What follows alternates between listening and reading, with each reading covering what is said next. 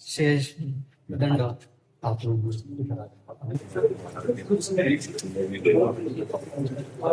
महाराज जी थोड़ा सा प्रणाम करते हैं, आप अच्छा मार्ग को दे रहे हैं आप गुरुजनों के आशीष का फल है। कई दिनों से इच्छा थी आप दर्शन देने आए हो, नहीं आया तो आप आपके चरण सेवक है। दर्शन करने आया। जो प्रभु मोहि अनुग्रह की मां तो तुम आए दर्शन। भगवान की प्रेमी भक्तजन कृपा की आपके दर्शन से लाभ मिल रहा है, आपकी दानी से, आपके दर्शन से आगे नए डॉक्टर हनुमान जी हाँ तो आद्य वेद हैं या देवताओं के वेद सिंहवार निवास करते हैं। तो वही कहावत है, धन रघुआ जाता है वह धन हो जाता है, कैसा भी रोग हो मिट जाता है धन हो जाता है, कैसा भी रोग। दूसरी विशेषता ये महाराज जी वहाँ के हनुमान सखी वेश का, तो ये कहीं सखी वेश के हनुमान जी जैसे उन्होंने बनाया था कुसुम वाटिका और तो वाटिका सुनाई बताई सखी वेश हो जाते। वो वेश दंडरगुआ धाम में, उनका नाम है दर्द हरगुआ। दयालु और दानी अगुआ माने बुला बुला के प्रेम की भाषा बुला बुला के दयादान बांट रही। तो कहावत है, तुत दान यहाँ कल्याण नौ नयन तेरा उधार। बहुत दिनों से इच्छा थी महाराज जी आपकी दर्शन गई, तो इच्छा थी दर्शन करने की, तो आप आज दर्शन हो गए, आप आज के बाद ही मिल गया आपका। महाराज जी स्वास्थ्य कैसा है? आप कृपा है, लाडली जी की कृपा है। महाराज जी तो वैसे ही मैंने किडनी की चल रहा है, हनुमान जी सख्त कृपा, डॉक्टर हनुमान जी सख्त कृपा। आपके दर्शन करके तो बहुत हृदय को प्रभु का प्रताप होता है ना, प्रभु का प्रताप होता। शरीर जो है ये प्रारब्ध के अधीन है, स्वरूप जो है वो भगवान का अंश है, तो उसमें कभी रोग हो नहीं सकता। चेतन अमल सहज सुख राशि, और शरीर तो परिवर्तनशील और नाशवान है। अच्छा, शरीर राग मिटाना ही भगवान के मार्ग में प्रधान है, और भगवान की कृपा से यदि शरीर राग मिट गया तो शरीर रोगी है, स्वरूप स्वस्थ है, कोई परेशानी नहीं है। स्वरूप जो है वो स्वस्थ है, वो कभी बीमार नहीं होता। यही हम सबको बताते हैं कि यदि आपका विचार स्वस्थ है तो शरीर अस्वस्थ रहने पर भी आप आनंदित रहोगे। अगर आपका विचार अस्वस्थ है तो शरीर स्वस्थ रहने पर भी आप कामादि दोषों से ग्रसित होकर चिंता, शोक और भय, उद्विग्नता, इससे आप बच नहीं सकते। तब लग कुशल न जीव कहूं, सपने हूं मन विश्राम, जब लग भजतन राम कहूं, शोक धाम तज काम। जब तक भगवान का भजन नहीं तब तक शांति, विश्राम, आनंद ये सब नहीं। और भजन हो रहा है तो फिर कोई दुख है ही नहीं, फिर तो परमानंद है। अब कोई भजन करके देखे भाई, आनंद जो भजन का है वो केवल संकेत मात्र है, बताया नहीं जा सकता। बताया तो आनंद विषय कभी नहीं जा सकता। जैसे गुलाब जामुन खवावे, पूछे कैसा है, बोले मीठा, बोले कैसा मीठा, बोले बहुत मीठा, बोले बहुत मीठा कैसा है, बोले खा के देख लो। तीसरा उत्तर होगा अनुभव गम्य है उसका। फिर तो ये तो भगवदानंद है। जब विषयानंद की सामर्थ्य नहीं वाणी बता सके तो भगवदानंद का कैसे व्याख्या कर सके। वो तो अनुभव गम्य भजे जे संता, जो अनुभव गम्य है, जो संत जन उसका आनंद लेते हैं। योगेश कृष्णा जी मुंबई से। राधे राधे। परम पूज्य महाराज जी, आपके चरणों में कोटि कोटि प्रणाम। महाराज जी, आपके बताए हुए मार्ग पे पिछले 1.5 वर्ष से चलने का प्रयास कर रहा हूँ। महाराज जी, एकांतिक वार्तालाप में मैंने सुना था कि पाप और पुण्य से मिश्रित स्थूल, सूक्ष्म और कारण शरीर की रचना होती है, और जीव अपने स्वभाव के अनुसार कारण शरीर, बुद्धि और बुद्धि अनुसार मन, और मन अनुसार इंद्रियों को प्रभावित करने की कोशिश करता रहता है। मेरा प्रश्न यह है कि महाराज जी, अगर जीव का स्वभाव कर्मवश तमोगुनी ज्यादा और सतोगुनी कम है तो उसे नाम जप और भगवत चिंतन में बहुत कठिनाई तो होगी, लेकिन अगर संत संग मिल जाए तो नवीन प्रारब्ध की रचना हो जाए। संत संग से जीव का नवीन प्रारब्ध रचना होती है। बड़े भाग पाइब सत्संगा, तो बिना ही प्रयास होय भव भंगा। बिना प्रयास के संसार के समस्त दुखों का नाश होकर आवागमन चक्र संस्कृति का अंत, सत्संगति संस्कृति कर अंता।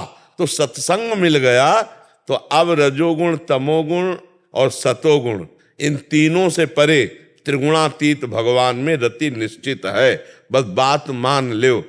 अब प्रारब्ध नहीं, प्रारब्ध के अनुसार तो केवल पशु चलते हैं, हम मनुष्य शरीर हैं। अगर प्रारब्ध ही के अनुसार हमारा चलना होता तो कभी भगवत प्राप्ति नहीं होती। भगवत प्राप्ति में भगवान की विशुद्ध कृपा। क्या कृपा? हमें संत समागम मिला। अब मोहि भाव भरोस हनुमंता, बिनु हरि कृपा मिले नहीं संता। और जब संत मिल गए तो अब त्रिगुण का प्रभाव नहीं पड़ेगा, अब त्रिगुणातीत भगवान का प्रभाव पड़ेगा। हमें विश्वास करना चाहिए, जब द्रवहि दीन दयालु राघव तो साधु संगति पाइए। और जब साधु संगति मिल गई तो त्रिगुणातीत, कालातीत, मायातीत भगवान का स्मरण, भगवान का सुमिरन स्वाभाविक होने लगेगा। आप प्रयास जितना आप में है वो आप कीजिए, शेष कृपा कर लेगी। रजोगुण, तमोगुण, सतोगुण ये उनके ऊपर प्रभाव डालते हैं जो भगवान से विमुख जन है। वो त्रिगुण की चक्की में पिसते हैं। और जो भगवान, जैसे चक्की चल रही ना, तो हर दाना पिसेगा, लेकिन जो दाना कील के सहारे हो गया उसका बाल बांका नहीं होगा। चलती चक्की देख के दिया कबीरा रोए, दो पाटन के बीच में साबित बचा लो। तो चलती चक्की देख के दिया कमाल ठठाए और राहे सहारे कील के तो बाल न बांका जाए। ये त्रिगुण की चक्की चल रही है। जो भगवान से विमुख है सबको पिसना पड़ेगा। मैं और मोर तोर तय माया, यही बंधन है। और जब हम भगवान की शरण में चले गए, सबकी ममता ताग बटोरी, मम पद मनहि बांध बर डोरी, तो बाल न बाका जाए। सीम की चाप सके को उतासु, और बड़ रखवार रमापति जासु। बड़े रखवार भगवान जिसके हो गए, उसको त्रिगुण क्या कर पाएगा? जी नामन मंगल लोक तिरु सुहरि पद भज न विलंब करे। जिनका नाम तीनों लोक का मंगल करने वाला है, अगर आप भगवान का नाम जप करते हैं तो जिस समय नाम जप कर रहे हैं तो नाम त्रिगुणातीत है, उस समय आप त्रिगुणातीत हैं। कोई भी गुण आपको स्पर्श नहीं कर सकता जहां भगवान का नाम चलता है। जहां नाम का पहरा रहता है वहां त्रिगुण माया का प्रवेश नहीं होता। नाम पाहरू दिवस निशि, ध्यान तुम्हार कपाट। भगवान के रूप का ध्यान और नाम जब चल रहा है तो त्रिगुण का कोई प्रभाव नहीं पड़ेगा। जब नाम जब छूटेगा तभी विपत्ति हानि दुर्गति है। कह हनुमंत विपत्ति प्रभु सोई, जब तो सुमिरन भजन न होई। हमको पकड़ना है नाम को।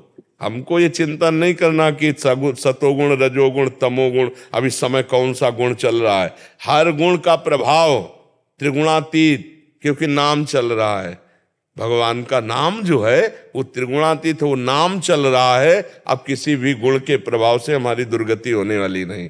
नाम छूटा, निश्चित कोई न कोई विपत्ति की रचना मन रच देगा। तो इसलिए हमें नाम को पकड़ना, आहारनिश, निरंतर, अखंड तैल धारावत, ऐसे हमें नाम पकड़ना है। उठते बैठते चलते फिरते हर श्वास में नाम का अभ्यास, तो माया मुक्त हो जाता है जी। डरना क्या है? माया किसी और की है क्या? मेरे प्रभु की ही तो है। किसी और की हो तो डरे कि भाई अरे हमें कौन सपोर्ट करेगा। मेरे भगवान के वो डांट देंगे। माया अपना जो फसाव है ना, भैया भगवान की शरण में होने पर माया सुख देने लगती है। देखो ये माइक भी माया है, ये भी माया है, ये भी माया है, ये भी माया है, ये भी माया है। गो गोचर जहां लघु मन जाई, सो सब माया। अब माया दुख दे रही क्या? अब सुख दे रही।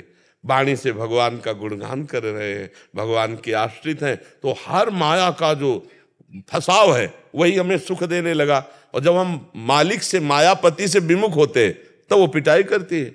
काम क्रोध लोभ मोह मद मत्सर ये माया के पार्षद है। फिर ये कामाग्नि क्रोधाग्नि हर समय हृदय को जलाती रहती है। और जहाँ भगवान का चिंतन होता है तो अति आनंद, हुमगी अनुरागा, चरण सरोज पखारन लागा। मन भगवान के चरणों में, हृदय आनंद में लबालब भरता है। बस सुमिरन करते रहो, पहले पाप नष्ट हो, पाप प्रवृत्ति नष्ट हो, तब आनंद का अनुभव हो।